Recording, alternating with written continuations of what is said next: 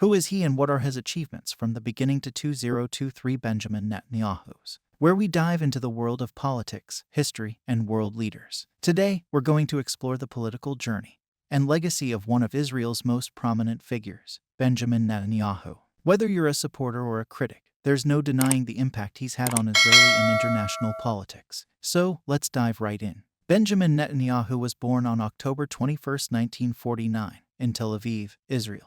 He comes from a family deeply rooted in Israeli politics. His father, Benjamin Netanyahu, was a historian and a strong advocate for Jewish nationalism. Netanyahu's political career began in the 1980s when he served as the deputy chief of mission at the Israeli embassy in Washington, D.C. His rise to prominence continued as he became a member of the Knesset, Israel's parliament, in 1988. He quickly established himself as a formidable force in the Likud party, Israel's right-wing political party. Netanyahu's most significant impact on Israeli politics was his 3 non-consecutive terms as the Prime Minister of Israel. He first held office from 1996 to 1999 and then returned to power in 2009. His third term, which began in 2013, continued until 2021, making him Israel's longest-serving prime minister. During his time in office, Netanyahu faced various challenges, including the Israeli-Palestinian conflict, tensions with Iran, and domestic economic issues. He's known for his strong stance on security and defense, often advocating for a tough approach to handling these challenges. Netanyahu's tenure was marked by a mix of achievements and controversies. On one hand, he was praised for his strong advocacy for Israel on the international stage. He cultivated strong relationships with world leaders, including several U.S. presidents, and was a vocal advocate for Israel's security and interests. However, his policies and actions also generated significant controversy. Critics pointed to his government's handling of issues like settlements in the West Bank, strained relations with the Palestinians, and allegations of corruption. Benjamin Netanyahu's legacy isn't just limited to Israel. It has had a profound impact on the international stage. He was a key figure in shaping Israel's foreign policy, particularly in relation to the United States, and played a significant role in the Israel-US alliance. His departure from office in 2021 marked a turning point in Israeli politics as a new government came to power. This transition brought a shift in the country's political landscape, with the potential for new directions in foreign policy and domestic affairs. In conclusion, Benjamin Netanyahu's career in Israeli politics spans several decades and leaves behind a complex legacy. Whether you view him as a defender of Israel's interests or a divisive figure, there's no doubt that his impact will be felt for years to come. As Israel continues to navigate its path in the ever-changing Middle East, the legacy of Benjamin Netanyahu will remain a topic of debate and discussion for scholars, historians, and political enthusiasts worldwide. Benjamin Netanyahu, pronounced born the 21st of October 1949, is an Israeli politician who has been serving as the Prime Minister of Israel since December 2022, having previously held the office from 1996 to 1999 and again from 2009 to 2021.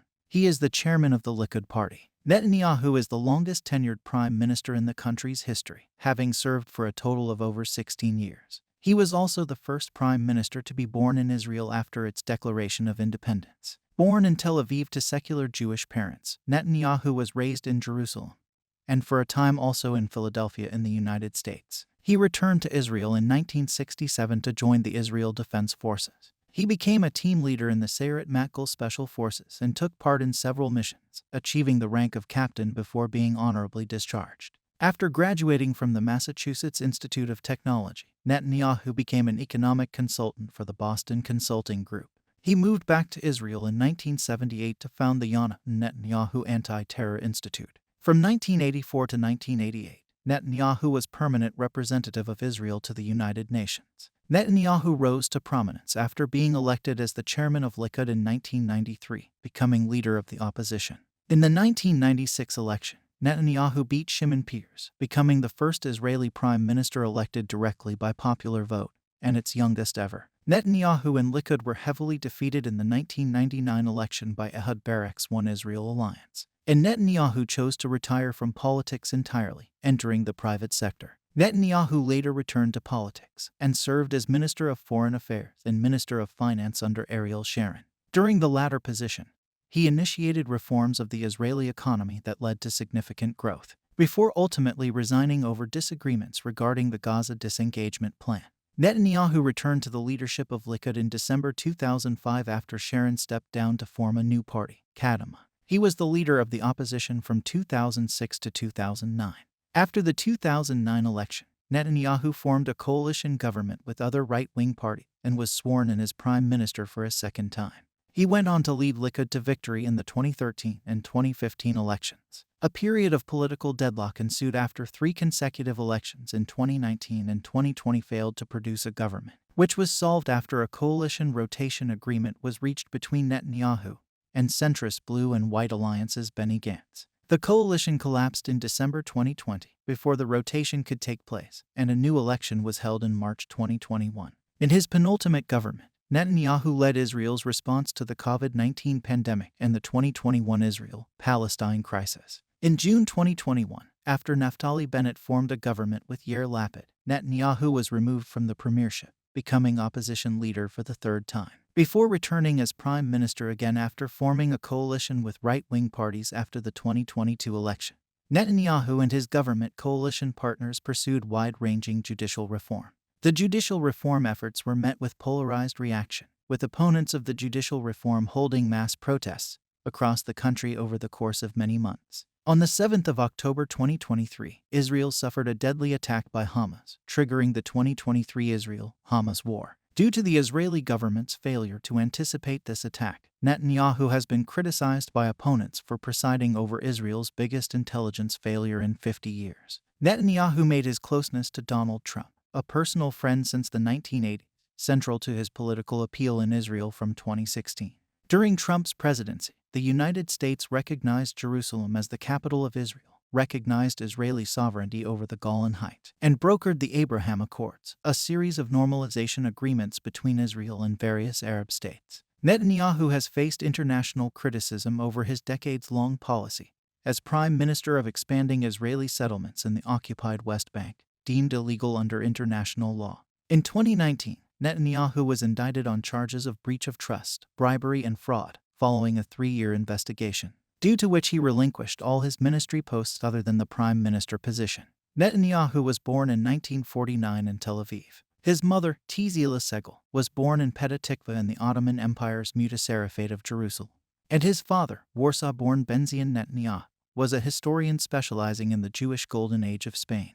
Netanyahu's paternal grandfather, Nathan Mileikowski, was a rabbi and Zionist writer. When Netanyahu's father emigrated to Israel, he Hebraized his surname from Mileikowski to Netanyahu, meaning God has given. While his family is predominantly Ashkenazi, he has said that a DNA test revealed him to have some Sephardic ancestry. He claims descent from the Vilna Gaon. Netanyahu was the second of 3 children. He was initially raised and educated in Jerusalem, where he attended Henrietta Schold Elementary School. Between 1956 and 1958, and again from 1963 to 1967. His family lived in the United States in Cheltenham Township, Pennsylvania, a suburb of Philadelphia, while father Benjamin Netanyahu taught at Dropsy College. After graduating from high school in 1967, Netanyahu returned to Israel to enlist in the Israel Defense Forces. He trained as a combat soldier and served for 5 years in a special forces unit of the IDF, Sayeret Matkal. He took part in numerous cross-border raids during the 1967-70 War of Attrition, rising to become a team leader in the unit. He was wounded in combat on multiple occasions. He was involved in many other missions, including the 1968 Israeli raid on Lebanon and the rescue of the hijacked Sabna Flight 571 in May 1972, in which he was shot in the shoulder. He was discharged from active service in 1972 but remained in the Sayeret Matkal Reserves. Following his discharge, he left to study in the United States but returned in October 1973 to serve in the Yom Kippur War. He took part in special forces raids along the Suez Canal against Egyptian forces before leading a commando attack deep inside Syrian territory, the details of which remain classified today. Netanyahu returned to the United States in late 1972 to study architecture at the Massachusetts Institute of Technology. After briefly returning to Israel to fight in the Yom Kippur War, he returned to the United States and, under the name Ben Nidde, completed a bachelor's degree in architecture in February 1975 and earned a master's degree from the MIT Sloan School of Management in June 1976. Concurrently, he was studying towards a doctorate in political science until his studies were broken off by the death of his brother in the Entebbe raid. Admit, Netanyahu studied a double load while simultaneously taking courses at Harvard University, completing a master's degree in only 2.5 years, despite taking a break to fight in the Yom Kippur War. At that time, he changed his name to Benjamin Ben Netanyahu. Years later, in an interview with the media, Netanyahu clarified that he decided to do so to make it easier for Americans to pronounce his name. This fact has been used by his political rivals to accuse him indirectly of a lack of Israeli national identity and loyalty. In 1976, Netanyahu's older brother Yonatan Netanyahu was killed. Yonatan was serving as the commander of Benjamin's former unit, the Sayeret Matkal, and died during the counter-terrorism hostage rescue mission Operation Thunderbolt, in which his unit rescued more than 100 mostly Israeli hostages hijacked by terrorists and flown to the Entebbe airport in Uganda. In 1976, Netanyahu graduated near the top of his class at the MIT Sloan School of Management. In 1978, Netanyahu returned to Israel. Between 1978 and 1980, he ran the Jonathan Netanyahu Anti-Terror Institute, a non-governmental organization devoted to the study of terrorism. The institute held a number of international conferences focused on the discussion of international terrorism. From 1980 to 1982, he was director of marketing for RIM Industries in Jerusalem.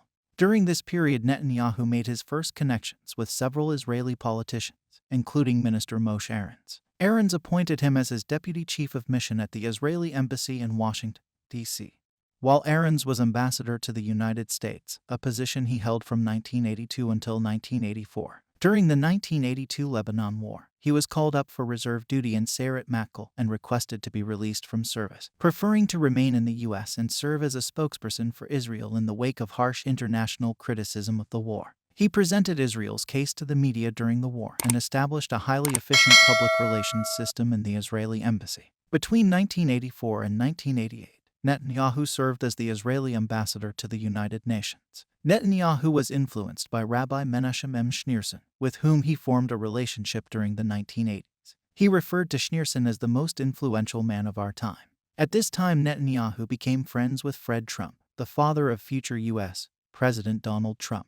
Prior to the 1988 Israeli legislative election, Netanyahu returned to Israel and joined the Likud party. In the Likud's internal elections, Netanyahu was placed fifth on the party list. Later on, he was elected as a Knesset member of the 12th Knesset and was appointed as a deputy of the foreign minister Moshe Aarons, and later on David Levy. Netanyahu and Levy did not cooperate, and the rivalry between the two only intensified afterwards. During the Gulf War in early 1991, the English-fluent Netanyahu emerged as the principal spokesman for Israel in media interviews on CNN and other news outlets. During the Madrid Conference of 1991, Netanyahu was a member of the Israeli delegation headed by Prime Minister Yitzhak Shamir. After the Madrid Conference, Netanyahu was appointed as deputy minister in the Israeli Prime Minister's office. Following the defeat of the Likud party in the 1992 Israeli legislative elections, the Likud party held a party leadership election in 1993, and Netanyahu was victorious, defeating Benny Begin, son of the late Prime Minister Menachem Begin,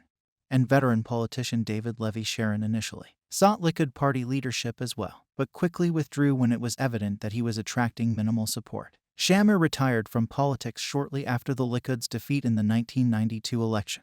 Following the assassination of Yitzhak Rabin, his temporary successor Shimon Peres decided to call early elections in order to give the government a mandate to advance the peace process. Netanyahu was the Likud's candidate for prime minister in the 1996 Israeli legislative election, which took place on the 29th of May 1996 and were the first Israeli elections in which Israelis elected their prime minister directly. Netanyahu hired American Republican political operative Arthur Finkelstein to run his campaign, and although the American style of sound bites and sharp attacks elicited harsh criticism, Netanyahu won the 1996 election, becoming the youngest person in the history of position and the first Israeli prime minister to be born in the state of Israel. Yitzhak Rabin was born in Jerusalem, under the British Mandate of Palestine, prior to the 1948 founding of the Israeli state. Netanyahu's victory over the pre-election favorite Shimon Peres surprised many. The main catalyst in the downfall of the latter was a wave of suicide bombings shortly before the elections. On 3 and 4 March 1996, Palestinians carried out 2 suicide bombings, killing 32 Israelis, with Peres seemingly unable to stop the attacks. During the campaign, Netanyahu stressed that progress in the peace process would be based on the Palestinian National Authority fulfilling its obligations, mainly fighting terrorism, and the Likud campaign slogan was, Netanyahu, making a safe peace. However, although Netanyahu won the election for prime minister, Pierce's Israeli Labor Party received more seats in the Knesset election. Netanyahu had to rely on a coalition with the ultra-Orthodox parties, Shas and UTJ, in order to form a government. Citation needed. A spate of suicide bombings reinforced the Likud position for security. Hamas claimed responsibility for most of the bombings. As prime minister, Netanyahu raised many questions about many central premises of the Oslo Accords. One of his main points was disagreement with the Oslo premise that the negotiations should proceed in stages, meaning that concessions should be made to Palestinians before any resolution was reached on major issues, such as the status of Jerusalem and the amending of the Palestinian National Charter. Oslo supporters had claimed that the multi-stage approach would build goodwill among Palestinians and would propel them to seek reconciliation when these major issues were raised in later stages. Netanyahu said that these concessions only gave encouragement to extremist elements without receiving any tangible gestures in return. He called for tangible gestures of Palestinian goodwill in return for Israeli concessions.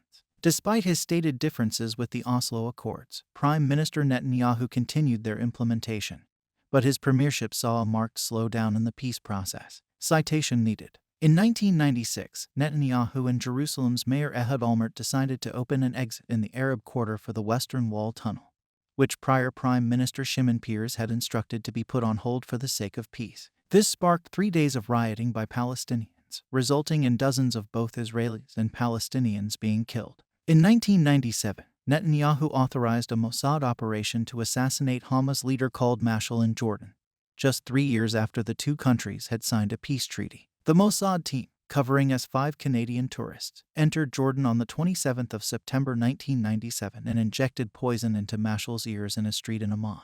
The plot was exposed and 2 agents were arrested by the Jordanian police while 3 others hid in the Israeli embassy, which was then surrounded by troops. An angry King Hassan demanded Israel to give out the antidote and threatened to annul the peace treaty. Netanyahu relented to the demands after pressure by U.S. President Bill Clinton and ordered the release of 61 Jordanian and Palestinian prisoners, including Sheikh Ahmad Yassin.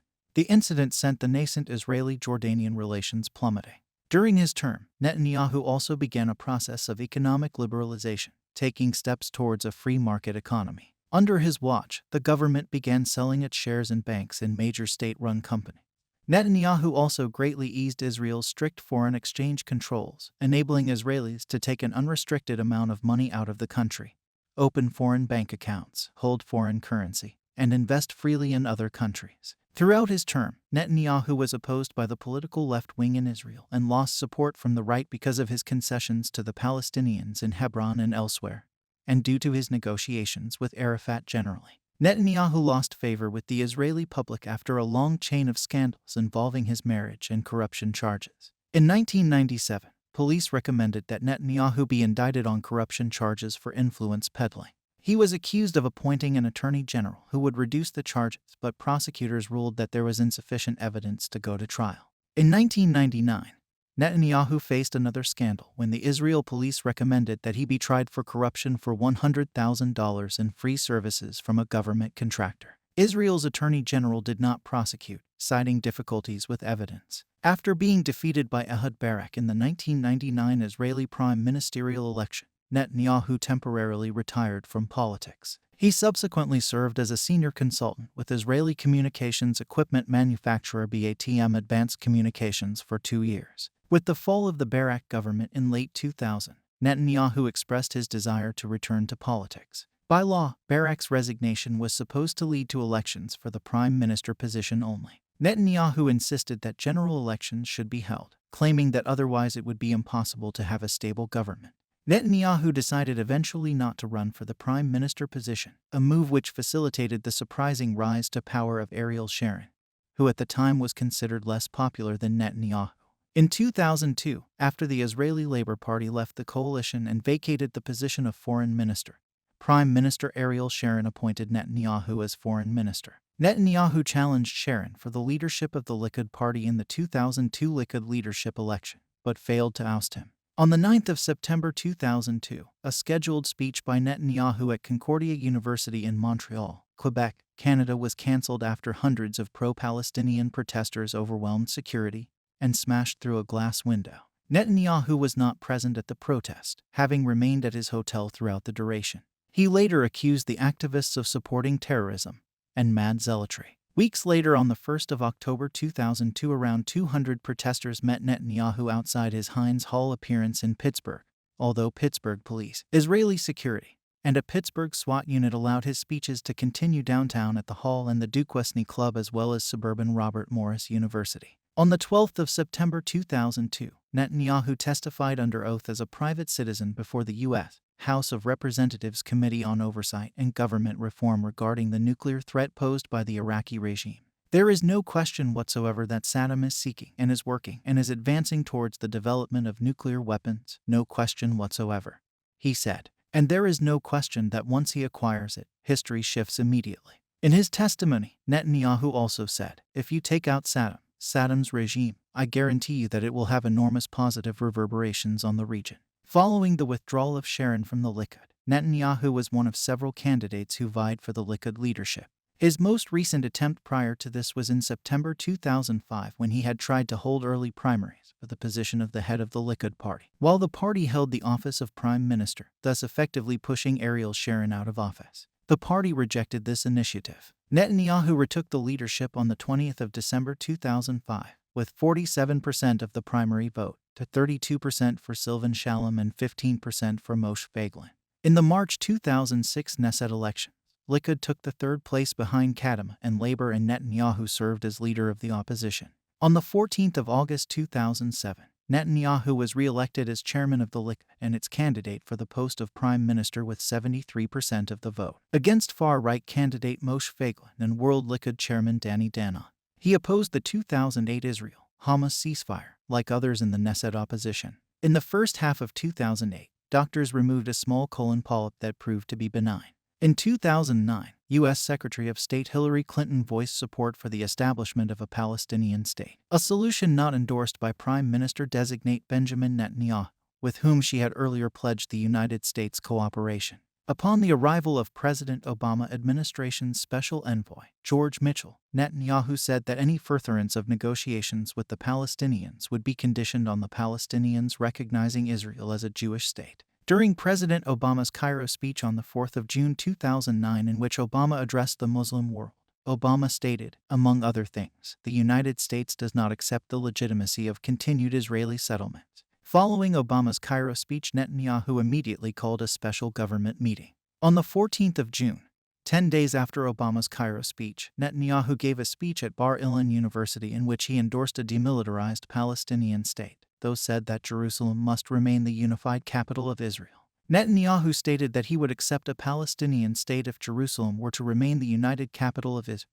The Palestinians would have no army, and the Palestinians would give up their demand for a right of return. He also argued the right for a natural growth in the existing Jewish settlements in the West Bank while their permanent status is up to further negotiation. Senior Palestinian official Sarah Bereket said that the speech had closed the door to permanent status negotiations due to Netanyahu's declarations on Jerusalem, refugees, and settlements. The U.S. brokered Abraham Accords agreed to the full normalization of relations between Israel and the United Arab Emirates, the Israel-United Arab Emirates Normalization Agreement, and Bahrain, respectively the Bahrain-Israel Normalization Agreement. This was the first time any Arab country had normalized relations with Israel since Jordan in 1994. The accords were signed by Bahrain's foreign minister, UAE's foreign minister, and Netanyahu on the 15th of September 2020 at the South Lawn of the White House in Washington, D.C. On the 23rd of October 2020, U.S. President Donald Trump announced that Sudan will start to normalize ties with Israel,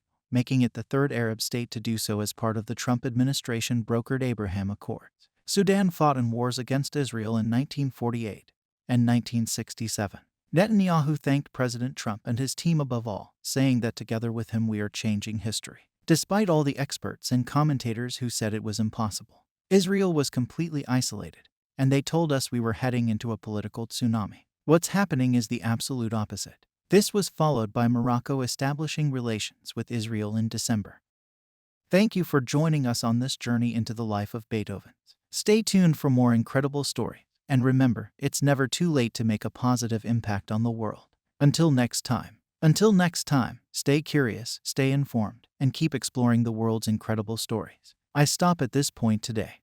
Thank you for watching. I hope I added something to you.